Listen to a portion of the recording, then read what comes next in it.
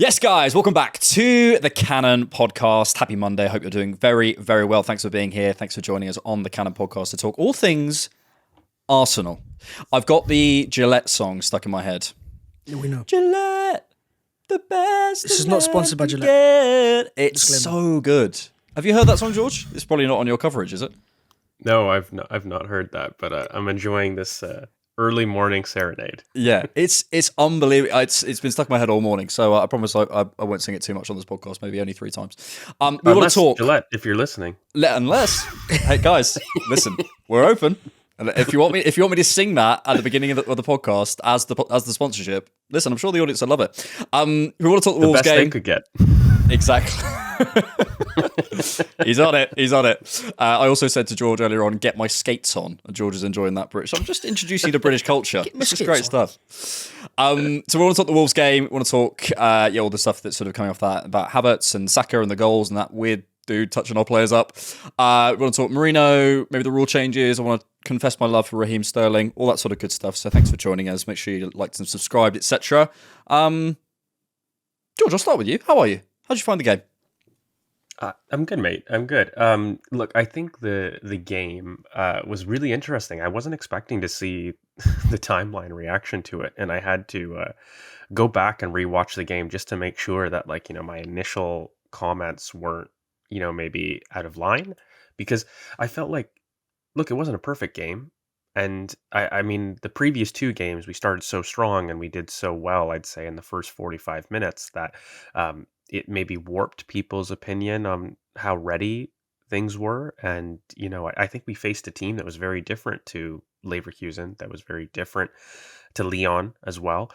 Both teams came at Arsenal. And, we went back to the Premier League, the bread and butter of teams basically saying, we don't want you to enter the center of the park. And we're going to be organized. We're going to be thorough in terms of our out of possession assignments. And people were expecting a 90-minute pasting.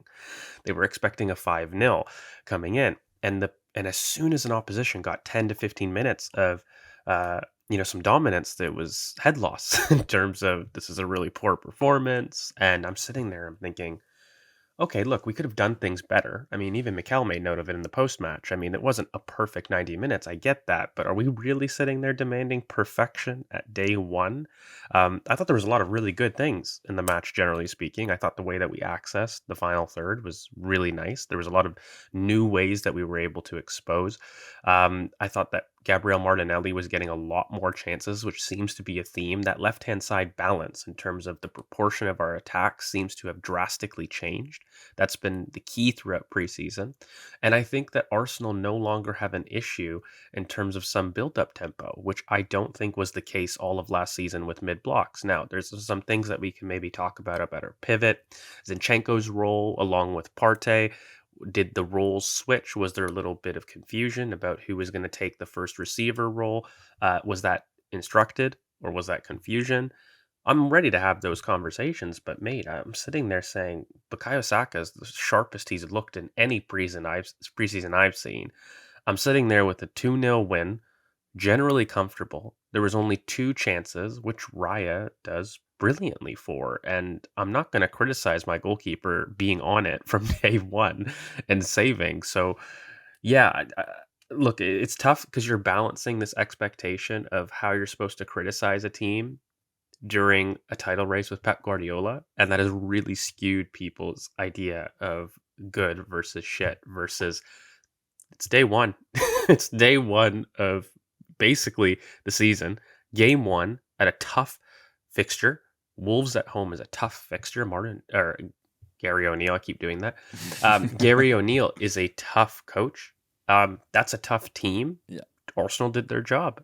Yep. Test 1 of the mid-block complete. Did their job. Yeah, it's funny. I want to come on to the sort of the tactical side of things in just a second and discuss how we did that, because I did think there was some changes and some really good ways of accessing the centre of the park.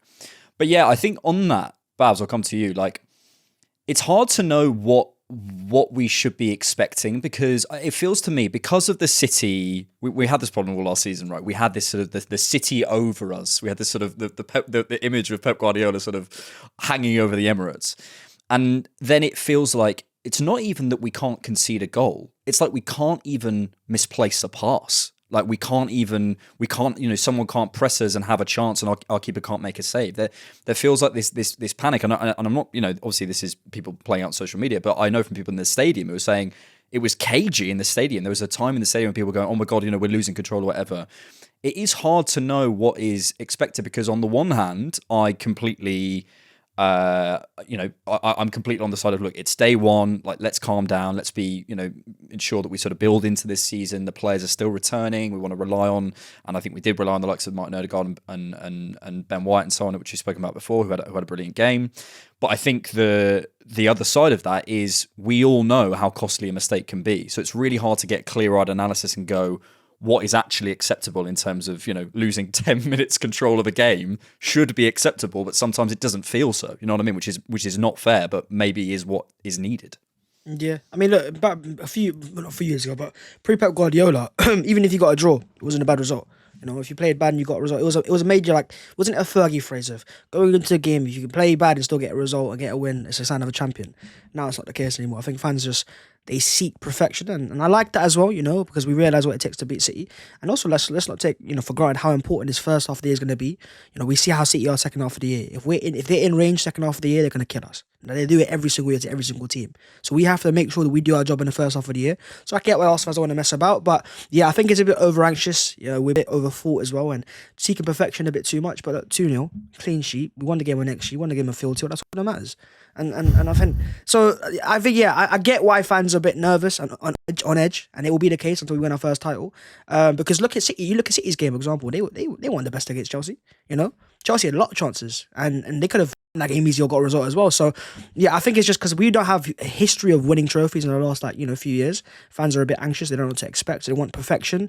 They want that 22-23 feeling of like, oh my god, we're amazing. We're smashing every team out of the water. But I think 2-0 and it's perfectly fine. Against, as I said, a very good Wolves side, a good side. The league's more competitive than ever before. You're not going to have easy games. Every team's got high caliber players that can cause you issues. They all count on pressing and they've got mid blocks and they've got tactics as well. So yeah, for me, I'm fine with the result. I'm fine with the performance, and there's a few things to improve upon. But first game of the season, what do we expect? It's funny though, because I imagine if you did go back to 22-23, there were periods, certainly towards the end of the season. There was.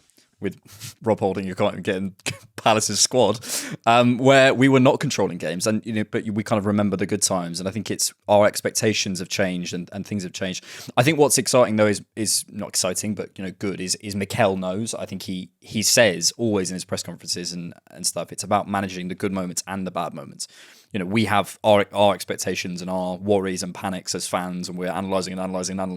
But actually, internally, it feels like they've understood that difference and what they're up against. I want to come back to the point you raised earlier, George, about the sort of the tactical side of things, because I did think we did really well to get in the centre of the pitch. Probably two things I would say.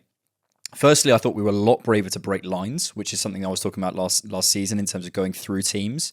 I'd be interested. I don't really necessarily have a theory, and I'm sure you do as to why that's happening. But the sort of the ability and the desire and the bravery, I would say, which is something I was calling for last season, to go and break those lines, I think was there. And then something we spoke about on the instant reaction. By the way, someone on the instant reaction said the field tilt joke is dead. It's absolutely not. We've never. Mods should have banned him there and there. Exactly. How dare you? Yeah, just thought I'd mention that on the pod. It is never dead. The field tilt joke is never dead. But the second point being, we sort of spoke about this on the. It's not a joke. We spoke about this on the instant reaction. It's like if we'd lost that game, I think I would have sat there on the instant reaction, which is maybe indicative of my analysis, George.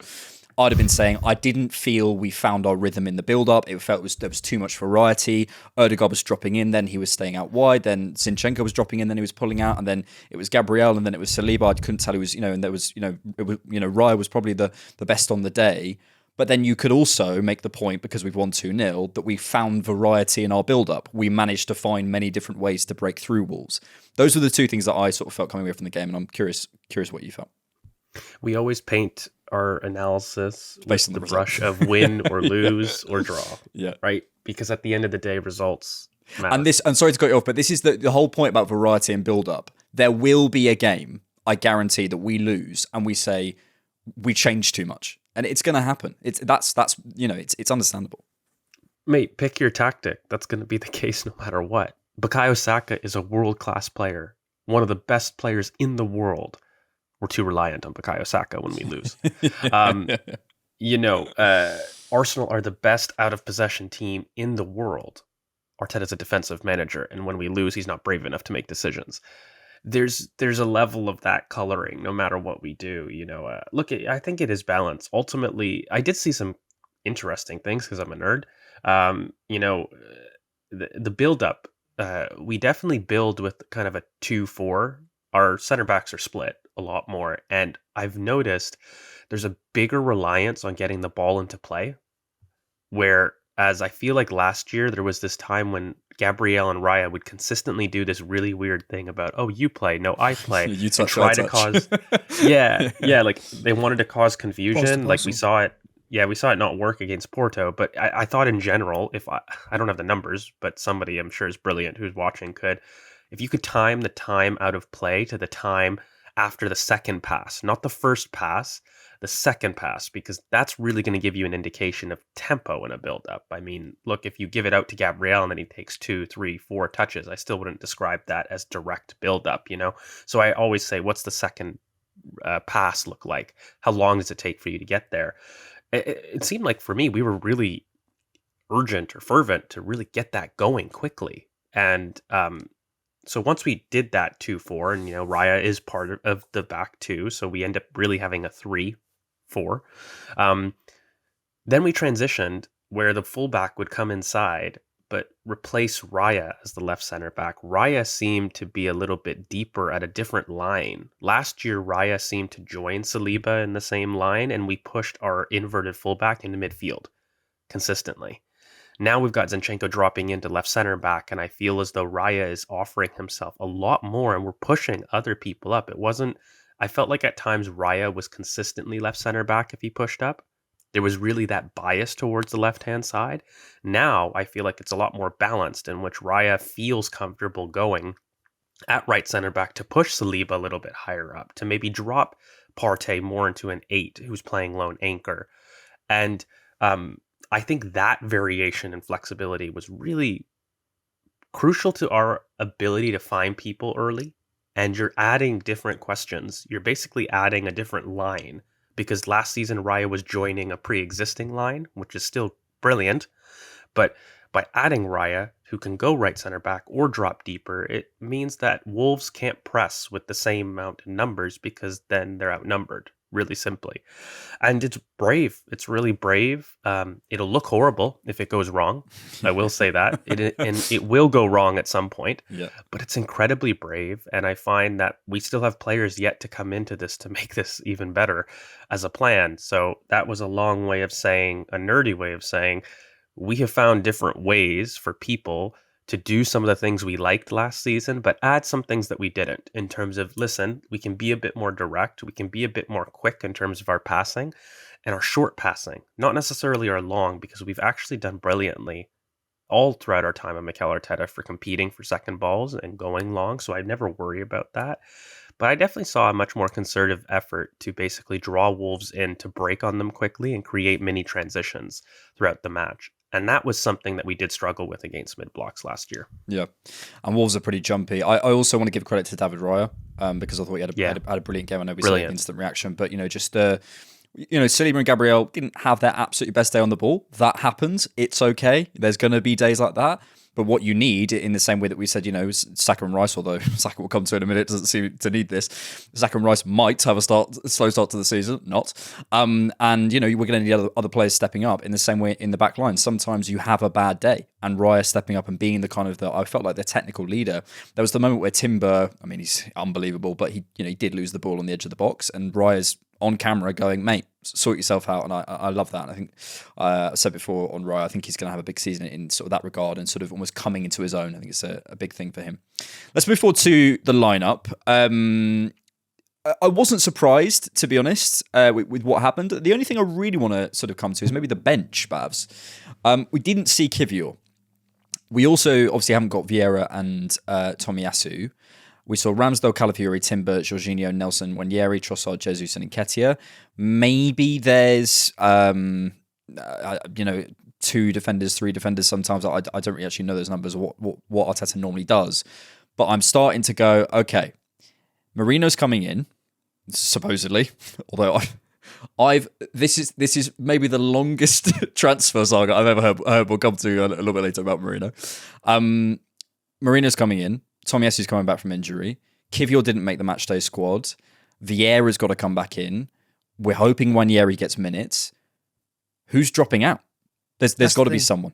There's got to be someone. Someone has to drop. We've got too many good quality players for everyone to be on the bench. And when you got youngsters coming through as well, Miles, Ethan, you're gonna have lack of space, you know, and that's it's a good problem to have as well. In terms of Kivior, I think if we're gonna sell him, this might be the best window to do so, because you know he's not going to be a starter for Arsenal this year. You got Califu coming in, which kind of replaces him anyways, makes it kind of redundant. And so, at what point do you go cash in while you can, get the most value possible? Because in a year's time, teams can go, "Oh, he ain't been playing for a year." You know, we can demand even less money. Whereas right now, he's still got a decent amount left on his contract and his interest as well. AC Milan, Juventus, a lot of clubs on the Serie A like the player. And so, I'm thinking at this point, if a right offer comes in, whether it's a loan with the obligation to buy or anything, get him out of the door, and you've replaced him already as it is with Calafiori. I think you've improved upon him as well. Doesn't mean it's a bad signing, by the way. I think it was a good signing at the time. But when you can find an upgrade in the market, you know, like every top team does, you go and sign that. And we've got Calafiori in. So looking at how he's made that profile redundant, I feel like, yeah, he's on his way out. And I just feel it depends on who makes an offer, either now or in January. Yeah. I think there's obviously an understandable part of this, and there will be people saying, look, we're never going to have all those players fit. So there's always going to be, yes, okay, you know, if you have all your players available, but there are going to be, you know, availability issues across the season. But I just feel there is one too many to go into there. I mean, Nelson was missing out on the squad at the end of last season and so on and so forth. I think we're going to have to make a call. I think there's been this rumour going around that Mikel wants 8 fit senior defenders. Fine. And I want to date Beyonce. Do you know what I mean? Like we all, yeah, okay. We would absolutely love to have 8 fit senior defenders, but I think I'd love to date Beyonce as well. Just to be George, do you want to date Beyonce? 8, you actually. Oh wait, he's got a fiance. We can't. He wants to date. He don't need Beyonce. He's got a fiance. He wants to date Beyonce, not Beyonce. Yeah. I've already put a ring on it. So. Exactly. Mate, you're on it. Good test. You're on it today. This is a test. Very good. Yeah, she's watching. Yeah, exactly. So, you know, I think there's going to have to be a compromise made at some point, and it feels like Kivior might be the one to go, and obviously we'll see how that goes sort of across the remainder. But it's tough though, mate. I just wanted to just really jump in quickly because I mean, Kivior has shown himself to be a really incredible right center back cover this preseason. I really don't think it's gone unnoticed about that. I mean, ideally, you'd maybe want to argue, okay, listen, is that the ideal going forward in terms of angles? Is that the ideal in terms of having a left footer at right center back? But for Kivior, it doesn't matter because he's able to receive so brilliantly on the first touch. So I'm pushed because eventually you're going to want a better right center back backup no matter what between him and Tomiyasu. But the problem is Tomiyasu can't seem to stay fit no matter what, even in terms of a backup role. And it's getting to the point of a little bit ridiculous with Tomiyasu. I would actually push to argue, again, Kivior will always have the most interest. So we talk about him as the most sellable, but I don't know if I'm talking pure talent and I'm talking about availability with that talent. I could make more use of Kivior or make the argument that I could make more use of Kivior across the back line than I could have with Tomiyasu at this point. And it's not to do with versatility, it's to do with the availability to play. And yeah, I do hear that. I don't know if I'd go as far as incredible at right centre back, but I think he's been good at right centre back, and I've been surprised by that. I think with Tomiyasu, I don't know if you guys have caught what Mikel has said about him. He sort of laughed about it a little bit. He's like, it's crazy with the amount of work he does. He just keeps getting it, and he's not blaming Tomiyasu, but you know, you were sort of saying there, it's kind of getting ridiculous, and that's not to blame Tomiyasu particularly. I'm sure he's doing absolutely everything he can, but you know, that is, you know, it is coming to a point where it's like, well, we need to have a conversation about that. By the way, Dean, don't know how to say his name, Hjausen at Bournemouth. Oh my goodness me! If we're looking for a Saliba regen, I know it's a comp or whatever, but I watched a comp of him. You've got to feel it's disabled for copyrights. Oh my goodness me! Oh my goodness me! Have a look at him. I'm so surprised Juventus let him go. To be honest with you, honestly, it's like watching Saliba about 2 years ago. It's crazy. Oh wow. Let's talk Kai Havertz. Should we do it? Should we do it? Cobra Kai. I said we didn't actually do like a season prediction, did we? And I think we should do it maybe when the window closes, because to be honest, I don't really love doing predictions until the window closes. I said before the season 25 GA for Kai Havertz. I don't know what the numbers are, but what is it? It's like 17 GA and 15 starts or something at this point. It's 15. It's 15 or 17 in like the last 13. Something like that. Am I being conservative? I think you are, personally. You look at his. I thought I was going well. too high. Christ, man. What a player, man. It's crazy. It's crazy. Like, what a difference a year makes. Yeah, and the conversations we're having, you can go back a year on this podcast. The conversations we're having about Kai Havertz are very, very different. How do we fit him in? Yeah, how do we fix him? How do we fit him in and whatever? Bhavs, I'll stick with you. I think what it is for me, and we sort of spoke about this on the instant reaction a little bit. Just remembered how much we say that on this podcast. Now it's back. Which you can find half an hour after the show. Like the big difference for me is, yes, okay, I think he's making similar types of runs. He's doing similar sorts of things. He's still finishing in that kind of Kai Havertz. My friend says he finishes like a whisper, and I think that's such a good way of putting it. But I mean, if he can unlock this aerial threat pack, there's a difference that we're basing this on one goal, so let's calm down. But if that can be there, especially with the balls to the back stick, which I think we're seeing an increase of in preseason, and this could benefit Kai Havertz 100%. If he's able to keep up what he is doing, and at some point, it's like, he's done it for 15 games in a row. So like, at what point do we say that's a big enough sample? He is turning out to be an incredible signing. So yeah, I just want to praise him. No, and likewise. And, I looked at I think he had a stats radar from Scott Willis, and it showed his striking numbers of his entire career from Leverkusen, Chelsea and Arsenal. And the numbers are incredible. So rounded defensively, in terms of his attacking efficiency and passing efficiency. And I'm going, is that worth at least £65 million at 24 years of age, 110%? And so it looks like a very good deal at this point. And if you saw that from a different player, say if we were linked to a player and we saw the exact same stats, numbers-wise, the defensive numbers and all the radars as well, we go, this guy's at least £80 million. And so to have signed up for that amount, I think Mikel saw something. It took time as well. It wasn't easy. We know that. We've been through a process. But now he's found a role in the team. He's found his role in the team and he looks set there. His combination with Saka feels so natural. Everything just feels like they understand each other straight away, and the assist for Bukayo and the vice versa as well. It's things you'd love to see, but it's a serious conversation now. It's not a joke anymore. And I get the reluctance as well. I get reluctance because we've not seen Kaya do it for a season as a fan base. We can project it, we can predict it, but we haven't seen it. And so, if he wants to be like our Erling Haaland type of goal-scoring striker, which he won't be because he's a bit different to that. But if he wants to be that, we have to see him do it for a season. If we get over the line with him as a striker, then we'll enter different conversations. But it's funny how perception works, isn't it? Because if we'd signed him in January, he'd gone straight in as a striker. The conversation about the number 9, which, by the way, on this podcast, we've never said we need a number 9. We have a skills gap, and there's a different conversation there. But in terms of the number 9 conversation around Arsenal, that absolutely wouldn't be happening. I put a poll out on my on X, and you can follow me at AML Football. I said, in hindsight, how much would you have paid for Havertz if you could have known the impact he would have? The options were 30 to 45 million, 45 to 60, 60 to 75, and 75 to 90. Almost 2,000 votes, 37%. The win was 60 to 75 million, but 20% of that vote said 75 to 90 million. So that this is the conversation, and we're still basing that on that first half of the season, whatever. George, I think I want to come to you, and I also want to sort of tee you up with this as well, because I think Havertz is individually 100% improved. I think the confidence is there. He's showing something in terms of the actions that I don't think we've seen before. But it's also, for me, it's the impact on Ødegaard. I think we're seeing, I watched the individual moments of Ødegaard after the game, and you're seeing him drifting over to the left, but that's because Havertz is able to pull out to the right, support Saka, be that sort of wall pass as well to Saka. It's not only what he's doing individually, the freedom he's giving Martin Ødegaard, for me, is such a big part of this, and obviously individually it's been brilliant as well. Yeah. Tell us you hate him. Go on. Disagree.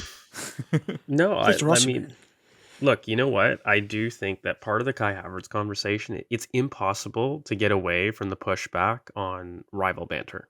I do think this underpins quite a bit of some of the analysis. We're making jokes about like can he be an Erling Haaland? But I'd love to analyze some of the deep actions that make the difference there.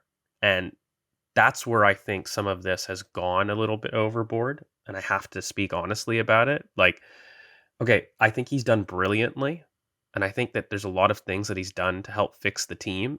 And one thing's for certain, the money that we paid in terms of a transfer fee was fair value, which originally it was mocked as being absolutely ridiculous. It was at least 20 million pounds more than what he was owed. But mate, like when we're talking about him being an aerial presence, like what part of that goal is repeatable in the future to give you not just the same goal, but better? And that's what you're demanding in terms of every skill gap. And I'm sitting there and I need to honestly say that goal for me is on the delivery of Bukayo Saka. So, Kai Havertz makes a brilliant ghosting run. I don't see him exact his physical dominance to get that goal. I see Saka exacting his technical dominance to provide that chance. And so I don't think that's a brilliant enough example. Your point, though, about what's a big enough sample is completely true. That's what I balance it with on the other hand, where, okay, no matter what, I haven't seen enough repeatable actions, but at some point the output cannot be denied. At some point, you've got to say, like, what's a fair sample if we were objectively talking any player on the market? It doesn't matter. And my biggest retort to this is we actually have the case study within our team, Leandro Trossard. That's the player that you're basically describing if he had come in January, played the position he want, and got the same amount of output, which is roughly the impact that Trossard has had. How would we view him?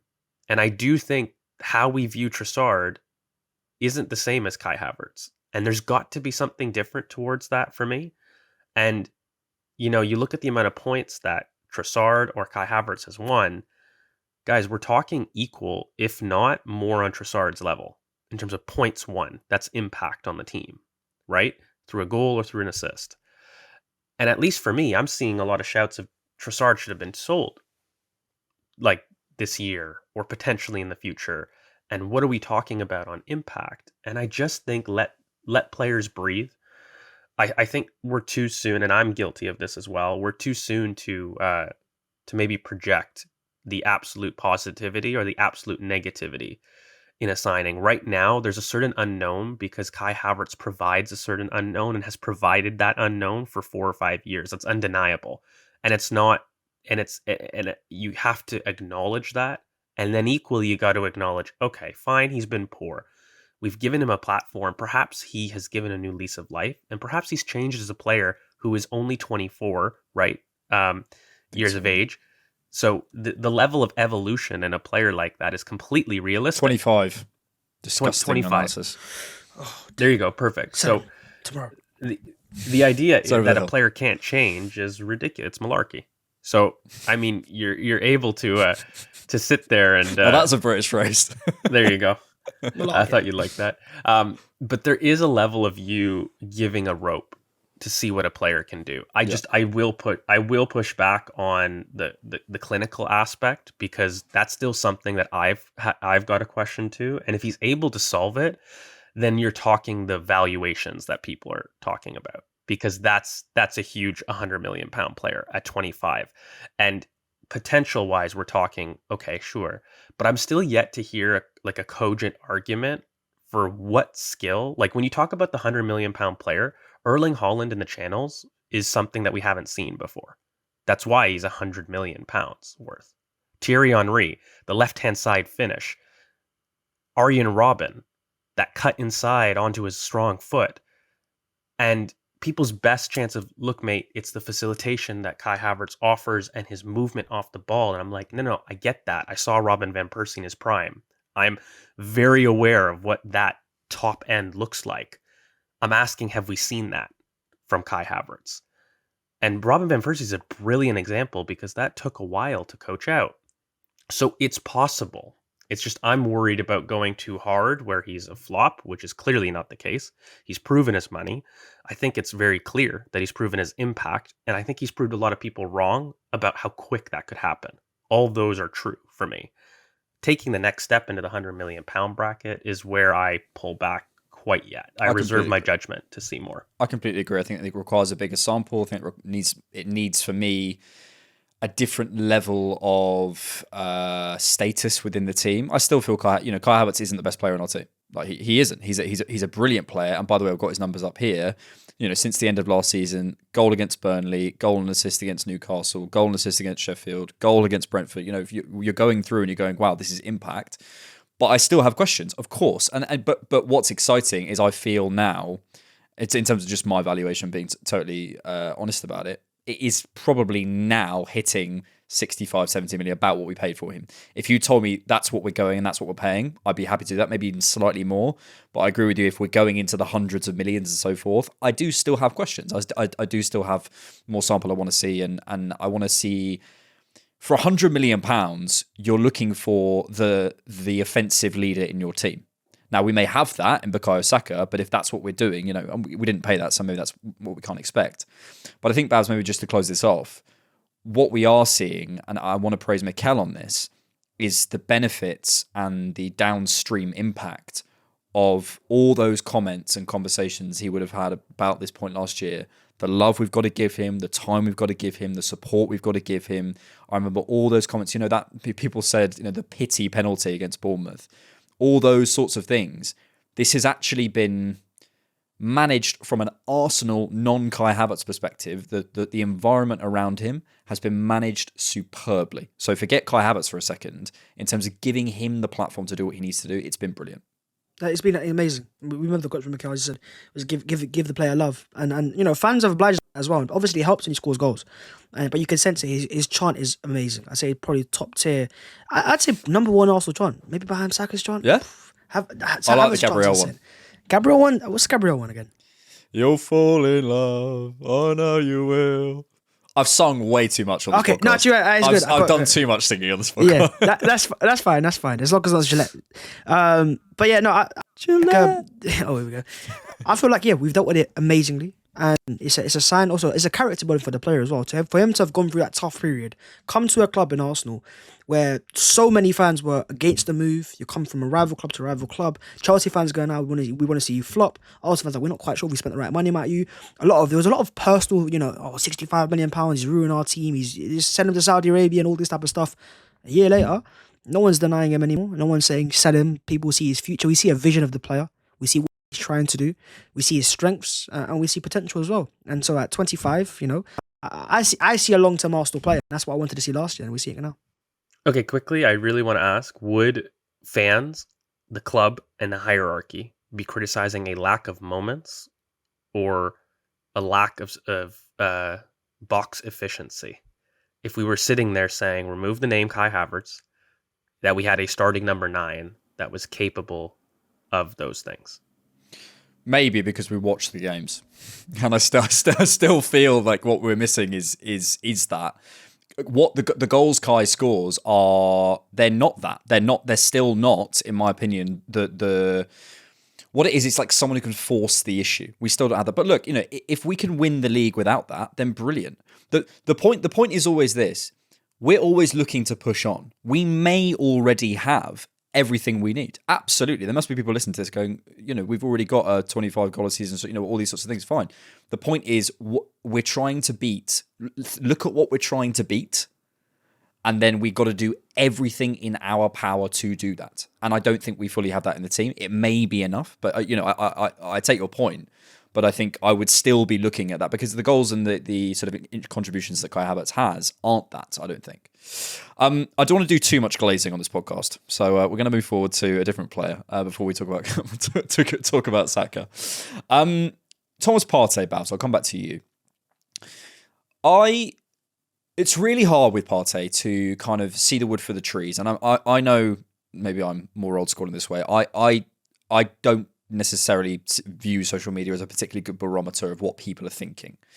I think it's taken in as a part of it, but the way that the platforms are built, it's hard to know.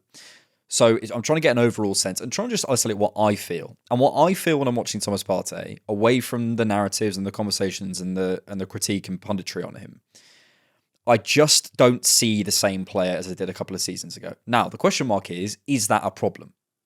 Really, is it, and is that to be expected? Someone who's gone through the injury issues that he's had, someone at the age he is, someone who's in the last year of his contract, etc., etc.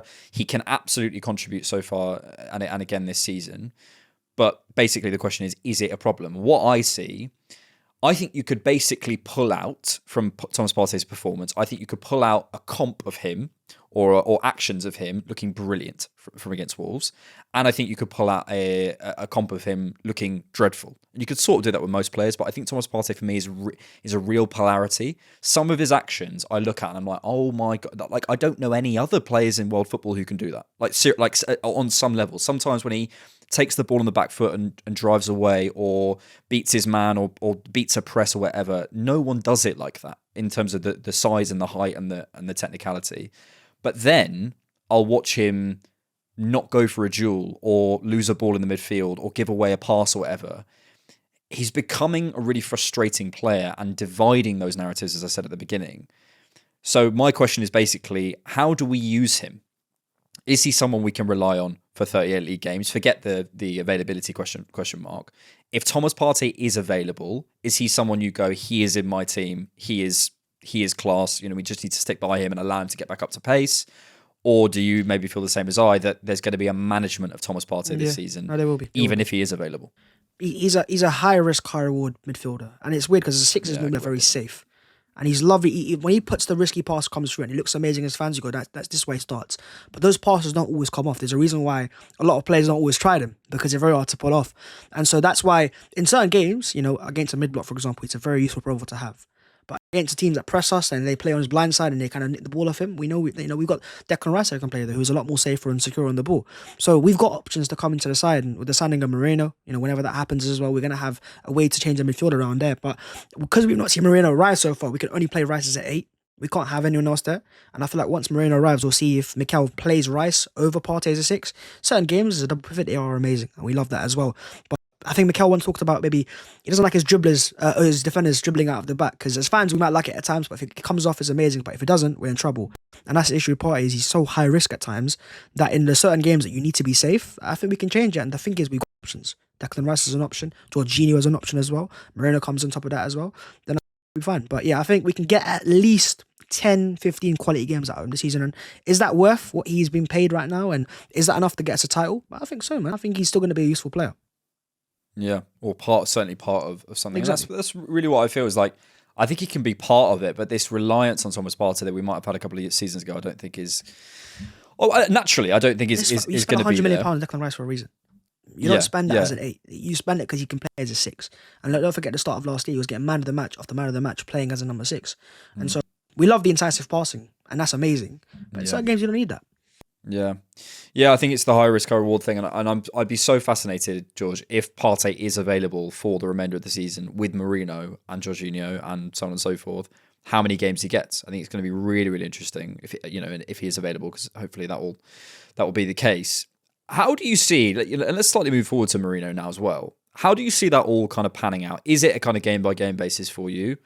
Where do you see Rice? Sort of, where are you at with the midfield in that sense? I think everything we've done has been a push to get players to be put in positions that they're more comfortable with. And that means fixing the left-hand side.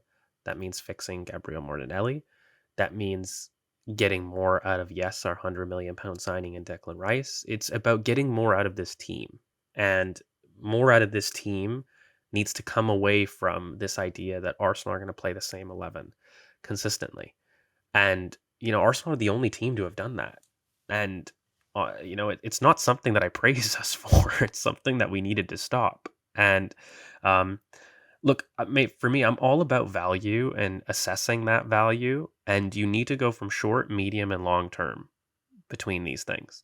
Okay. And for me, the play is going to dictate whatever. So if for example, Trossard, we bought Trossard with the idea to be a 6-man attacker. He's been so good, so influential, that he has forced himself into the starting 11 at the back end of last season.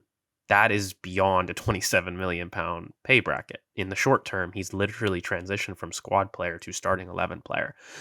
And that was because of his form. So that's on an individual level, right?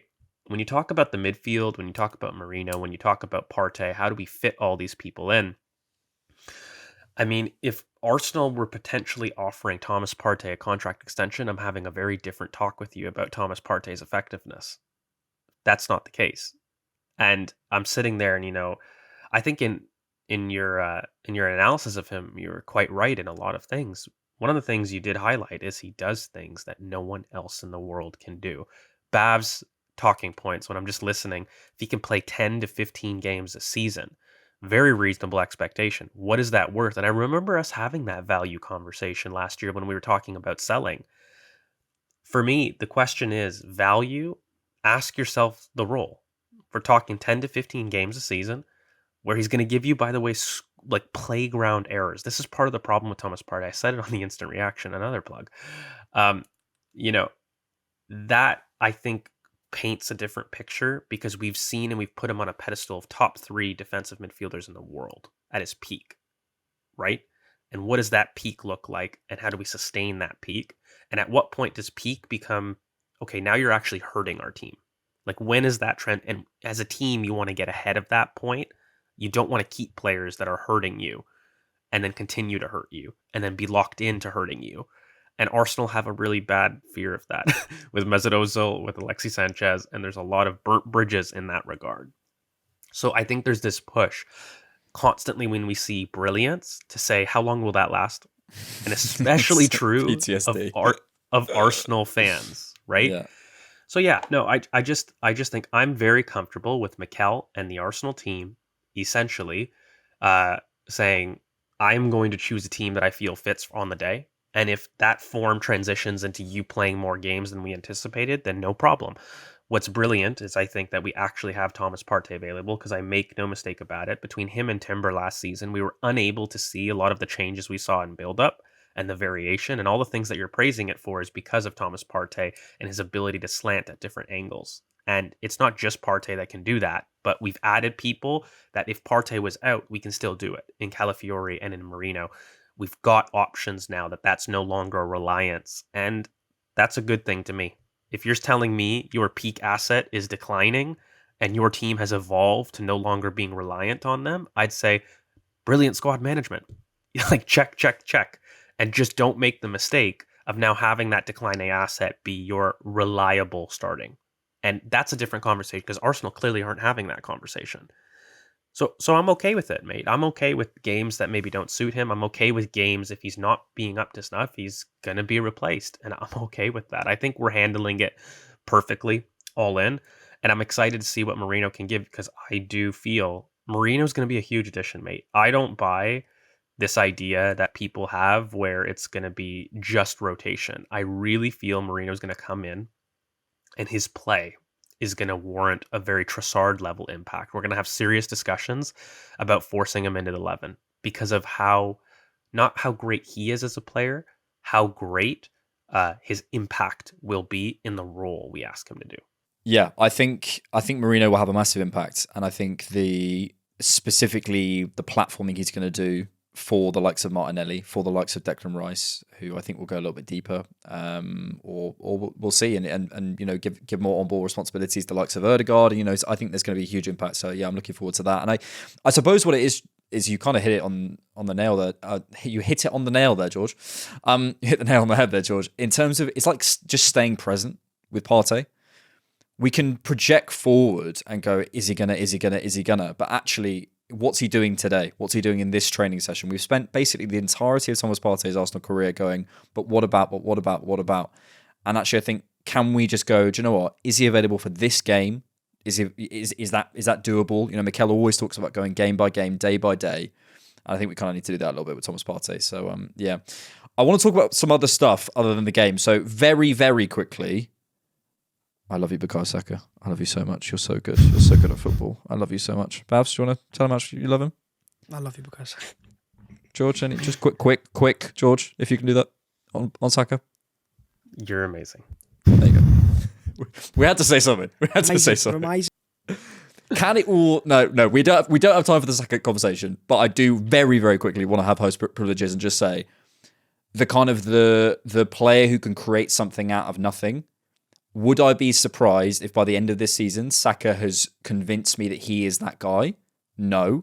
Currently, do I think he is that guy? I think he's too well supported by the system. But also you could argue that, is that his fault that he's too well supported by the system? But I'd just love to see a couple of moments where he does something like what he did. I look, I won't keep it long because we do have to go to the topics. I actually don't think our system is fully supported for him quite yet, and that's something that I'm hoping I see as the transition, because I think he's going to take a new level this year, and I think we have to start playing to him. I really do. Good. He's so good. We'll tackle that conversation another time. Okay, let's move forward from the game then. We are still waiting on Mikel Merino. I've had romantic relationships shorter than this saga. I've had talking stages and full relationships shorter than this. What is going on? Yeah, mate. I don't think it's... Look, we say it's been long. Should we panic, Bhavs? If we ask... We've lost it. If you go through any Arsenal transfer saga, apart from maybe Fabio Vieira, they all drag out. Remember Gabriel Magalhaes back in 2021? Or was it 2020? It dragged... And Thomas Partey right until the end of the window. So this is just normal. As an Arsenal fan, I think we knew so much recently that in the last 5-10 years that this should be normal to us. It takes time to get these deals done. Arsenal never get it done like that, and it's not as easy as that anyways, because you don't pay the club exactly what you want. You have to negotiate it down. But we've heard all the reliable reporters come out and say either it's close to getting done or basically it's agreed. So I don't know why fans are too worried. If we signed him tomorrow and he was done and delivered, would he start in our next game? I'm not quite sure. But I think he'll be available, and we've got a week left of the window. I think in the next day or two, we'll get a here we go, we'll be done deal, medical done, and then it's a matter of who we sign after that. But I'm not concerned whatsoever. And as Arsenal fans, we've got too much experience in these windows to be this worried about a signing that looks basically done. You're not panicked enough. That's your problem, mate. You need to panic. Oh, panicking. My job's going to I'm panicking. Okay, lose my job. I think you're right, but I won't lie, there is the small child fan in me going, where is he? Hurry up. George, calm me down. I actually have a question for you guys, though, because I've seen it from you guys a bit more. I've got comments that basically said, sort Bhavs out. He's looking at Zaha in the last transfer window. On X, you've had a period of contemplating Raheem Sterling. Yeah. We've all thought about it. Let's talk about this. Right, actually, this is what I wanted to do. On the live stream, to be fair. Yeah, with Saeed, which you should check out on the Cannon podcast. Very good. Plug in. I guess the framing of the question will be, because I'm not quite there. At what point for you guys are you guys starting to get, what's that guy that's I'm not nervous, but I'm a little bit shaky, a little bit shaky. Like shaky. It seems a little bit applicable to not just you guys, but the fan base. Yeah. Okay, and this is where I'm going with it, because Merino in general, that's done. I think that's dumb to really entertain. It's coming. That's no problem. But there's a very valid question about being shaky, about what's next with the next 2 weeks of the window, and how do we address it, and how do we do those things? So do you guys feel you should change your expectations about who you could accept in the last 2 weeks of the window? Is that fair? And are you at that stage yet? my rational adult brain is telling me, if I have one, is telling me that we're going to sign Merino, Eddie will go out, and we'll get a forward in. Probably not, the Osman Leao level forward that I was hoping for, but, if the club didn't feel that was available, then at least you do something, which we've spoken about before on the podcast, right?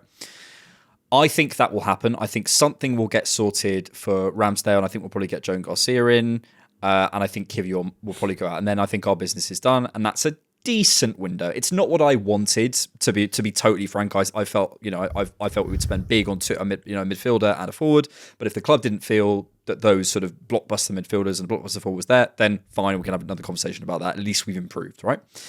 So that's that.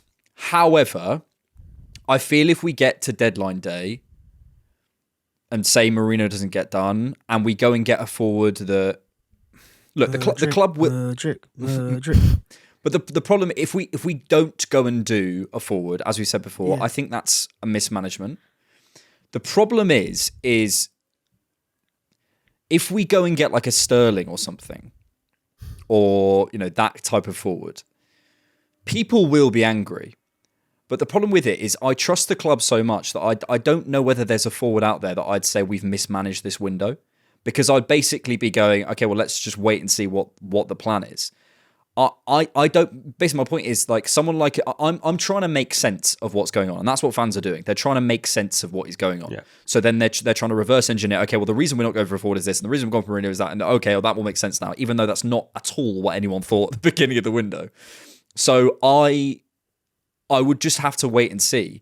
But I suppose there are players like a Sterling on loan or a Madueke who I'm much more open to than I was at the beginning of the window is really my position. Because I say, okay, someone like a Sterling, and this is like a C or D tier option, okay? I'm not suggesting that, this is 100%, this is, A1 what I want to do. But I can begin at this point of the window to say it's starting to make sense to me. The problem is I don't know whether Arsenal are in that space, or they could be in one or two spaces. They could be in we're managing it, we know exactly who we're going for, we're waiting for Eddie to go, then that will happen, and we just needed to be patient. Or we are still playing the field. We still don't quite know who we're after. We still might go for him, and then we end up with either nothing or a substandard player. But even in that second scenario, I don't know whether I'd be able to say, well, that was a mismanaged scenario, because I don't know whether I don't know what's happening. My point is really, I don't know what's happening, and we're all trying to make sense of it, really. First of all, I will say, I do not think Raheem Sterling's a bum. So this whole, they act like he's Anthony. He's awful. Raheem Sterling's a top quality football player. I've seen him play at the Euros for England, for Man City at the time, and because he's, we're not worked out at Chelsea, doesn't mean he's 29 years of age as well. Would he be an upgrade on Reece Nelson? Yes. This is kind of my point. But could we have upgraded on Reece or Eddie more? Of course, we could have. We could have. So. But if it comes to the equation where we can sign him on a season-long loan deal, so it's a one-off season kind of vibe, and it's just that extra 5% you're looking for, whether it's him, Kingsley Coman, a short-term deal, I'm not against that. I'd rather have us do that than not sign anyone whatsoever. And that's where when I mentioned Raheem Sterling in the live stream as well, I got a lot of comments saying, no, he's awful. He's not awful. That's the first thing. He'd be a useful player as well. And how many times in the past have we signed players that fans were against signing that have worked out to become fans' favourites? Kai Havertz, Jorginho. Seems to be a Chelsea thing, isn't it? We sign players that fans don't want to sign and they end up being decent signings. And so if Arsenal think Raheem Sterling is the guy, if Mikel Arteta goes, Raheem can give me one season where I can get 10 goals out of him and he can help me in certain Champions League games, you go and sign him. But only if Mikel believes that. It's not, I want to see Arsenal sign him.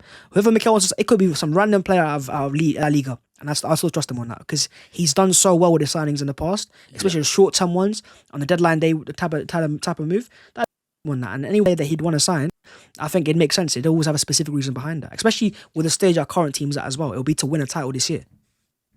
The only situation I can make basically any player make sense. I can, because it's Mikel and I trust him, right? Fans. And this is the point, right? I can make anything make sense. Now, there's players I want, but ultimately don't trust me, trust the professionals, of course, right? The only situation I can't make sense of is if we don't sign a forward. That's a situation I can't fathom. But that's, George, yeah. Look, I think we're reaching the point about what's the best Band-Aid. You've cut yourself. And, you're trying to find the best Band-Aid. But is right that now. what the It's club maybe thinks? not. The club might not think that. They might feel we're not cut.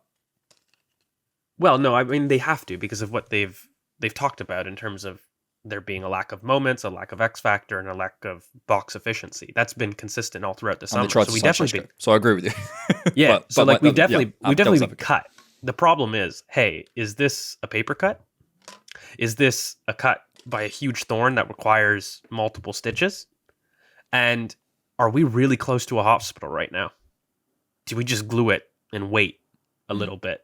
And then we wait for a time that we can actually get you to the professionals. But right now we just need to close it so that dirt doesn't get in. This is a really weird analogy, but I think it applies. Okay, and it's so nerdy of me to mix my science background with this. But I do think we're at the point that people are right now, just bring the glue, mate. Get it closed, tap a Band-Aid on it, and that could be okay for now. But I'm sitting there saying, you've got a really deep cut. You got to get that closed at some point. And it's about debating what's the best way to do this right now.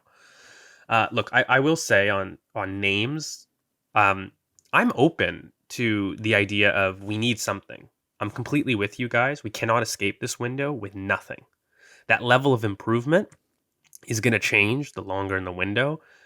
I still will paint it that Arsenal have failed to get their main objective. One of the most consistent through lines that I maintain has been the fixing of the moments in our team. That's been the biggest issue. No matter how much we may flavor left-hand side, build up tempo, that has been the crux pillar that Arsenal have struggled with for the last 2-3 years. It's what stopped us hitting our metric consistently. Whether it was top 4, it was based on moments. We were a team that were a top 4 team, and we had injury that then suffered in moments.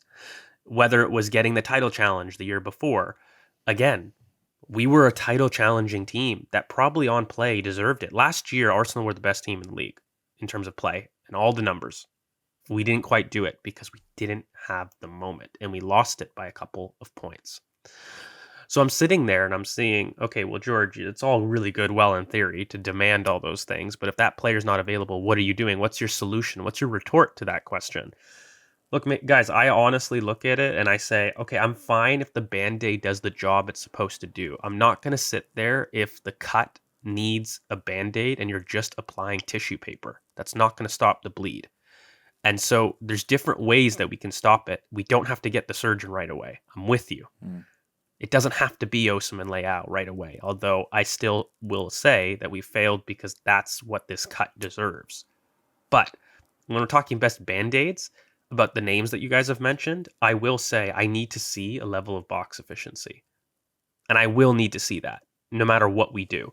So when I look at the best Band-Aids, it's not the best person in the world, but Kingsley Coman, regardless of his availability, if you're talking pure Band-Aids, loans with potential options or obligations, I'm much more amenable to that type of player because he can provide moments. Now, is he available all the time? No, there's question marks. He's not perfect. He's glue. He's not the surgeon.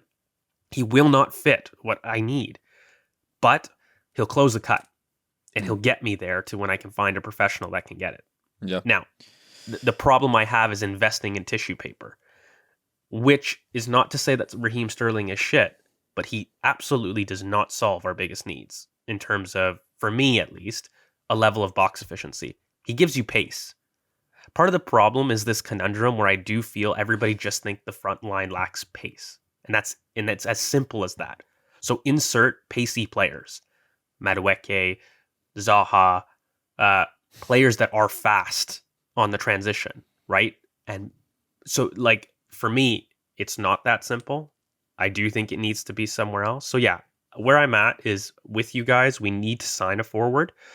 I will say, and I will paint this, by the way, I think this was a summer that we could have addressed the cut with a surgeon, and we didn't do it. I don't know why. I'm sure the club will have a reason, but I have to objectively say that was my demand at the start of the window and they didn't meet it. So I'm not going to sit there and change if we get something that's not ideal. I'm not going to sit there and say that, we've improved in that aspect. But there's a way to get a good glue on the market, and it doesn't have to be tissue paper. I think so. So I'm there. I think so. And yeah, like, just to continue this very long drawn out analogy, we came with, we think it should be this surgeon who is top class at that, he's done that. The club haven't gone with that. That's fine. They are the ones with the cut, and they are the ones with the knowledge of all the surgeons in the world. We're just from the outside of the hospital going, we think it should be this, right?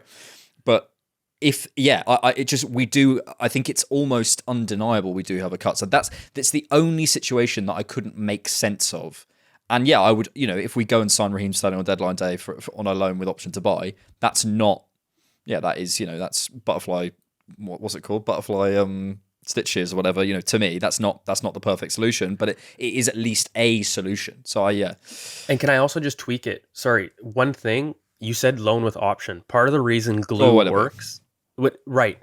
No, but I agree with it. I don't think the Band-Aid can be a permanent buy. It can't be Staples. Okay? That's again, not to draw out this analogy. You can't fit the cut with Staples. It is drawn Glue out. makes sense because you're fixing the cut to make sure that eventually you're going to address it properly. So whatever we do, for example, I will be mad if the decision is Raheem Sterling, but I can't be mad if it's not unobligated, if it's not tied to the team, if it's quite literally an option. If it's just to help us with something. And this is the thing. We need some kind of help. And this is why I'm not against someone like a Raheem Sterling, because he's not the perfect player. No one's saying he is, but Chelsea are in a mad scenario. They're in a mad scenario where Raheem Sterling can't even make the squad, right? And that is a player who I think in 2019, I think Bhavs, you had the numbers yesterday. He was like 1 goal involvement behind Messi. Like, this isn't some bum. Like, he's not horrendous player, League One standard. Like, get over yourselves. Just because he's had a bad couple of years, like, he's a brilliant player. The thing is the deal. It is the deal, and how that all sort of comes together. We'll see. We've spent so much time analysing this. I just want it done. I just want it done. I just want something done. Yeah. Anyone? More of the story is if you got a cut, don't use staples. Yeah, don't use staples. That is key. Look, hopefully by this time next week when we're doing our next main pod, we'll have more of an answer. But yeah, if we had to predict, just very quickly, we had to predict not what you would do. What the club will do. Bhavs, I'll start with you. What do you think they're going to do? I reckon we'll get a loan. Don't know who, we'll get a loan. And it'll be a surprise. It might be someone we talked about, like Coleman. But I think it'll be a loan deal. Okay, George? No, I do think the club will address it.